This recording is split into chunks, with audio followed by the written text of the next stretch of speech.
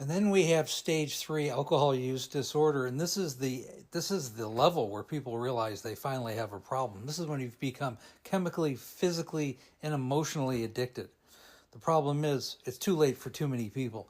You have about a 25% chance of survival when you're at stage 3 alcohol use disorder. So here's stage 3. Let's delve into it more.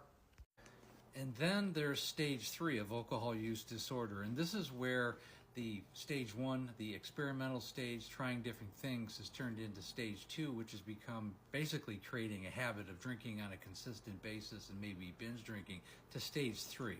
And now we have someone who's completely immersed in alcoholism and alcohol addiction. And unfortunately, this is a stage where you find most alcoholics are in this stage. This is where they've been drinking for a period of years, maybe decades. And there's different levels to stage 3. Sometimes in the later stages 3, there's not much variation between stage 3 and 4. That's when someone really, their whole life revolves around alcoholism, getting it, drinking it, consuming it, and recovering from it. Stage 3 is not a place you want to be in. And unfortunately, so many people go through this stage. It's very difficult on families. Relationships begin to fail. There's health issues certainly that take place. Financial issues, productivity issues, and quite often legal issues. So let's delve into this a little bit further. Stage 3, and really the saddest part, is that the person really they lose themselves. They lose who they once were.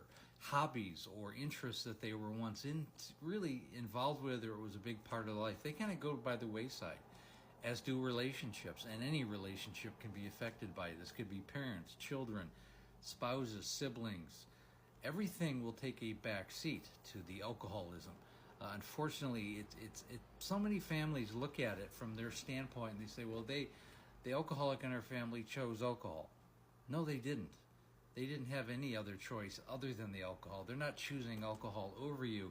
Their only choice is alcohol. That's part of the mental health care disease. It's crushing for families and anyone in a relationship with somebody who is, dealing with drugs or alcohol. Either or. They're really, really very similar in their origins. So, unfortunately, the person will become immersed in the disease, in the alcohol, and it takes over everything. I can remember one time in my wife's case. She died 4.5 years ago from alcohol use disorder, and there was a time where she had a knee replacement surgery. It was a pretty big surgery, and yet she hadn't had a drink in a few days, obviously because she had had the surgery and then recovery. And when they sent her home, she would sneak out at night, like 1:30 in the morning when we were sleeping, on her crutches with the boot on.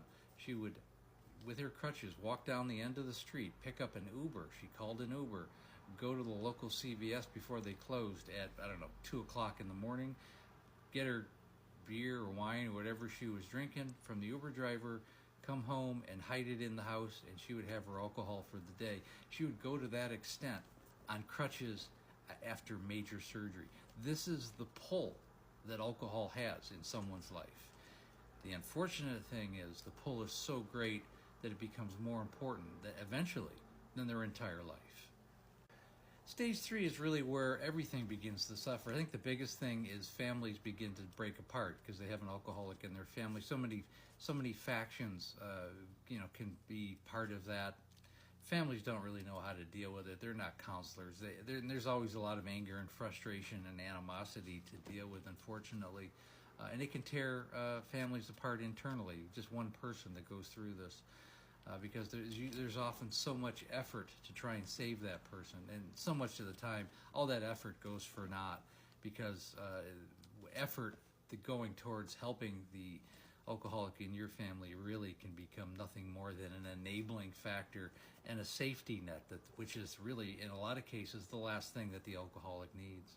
Sometimes that alcoholic needs tough love as a family member. That's one of the things I really teach. Now, there is a time for empathy and there's a time for tough love. But the first thing that the alcoholic has to understand, if they have any hope at all, and this is kind of the gist of this video, is that it has to come from them. They have to want to get better. And that's why we talk about rock bottom so often, because forcing somebody to do something is never going to work. The person can always fake it or just not be truthful even in their recovery. But when it's genuinely coming from them, they have a chance at surviving. In stage 3, that's really that's the hard playing ground. That's where most alcoholics find themselves. And I hope this video has been helpful, really bringing out and understanding this very difficult and emotionally draining phase of alcohol.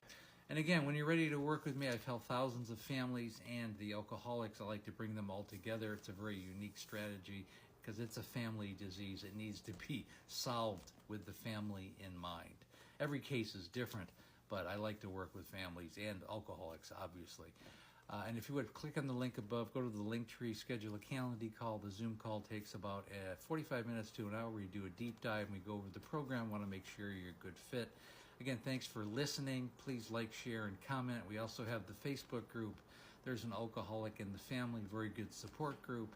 And again, I go live every night, Monday through Friday, right around 6 o'clock Pacific Standard Time, 9 o'clock Eastern Standard Time. And again, thanks for listening.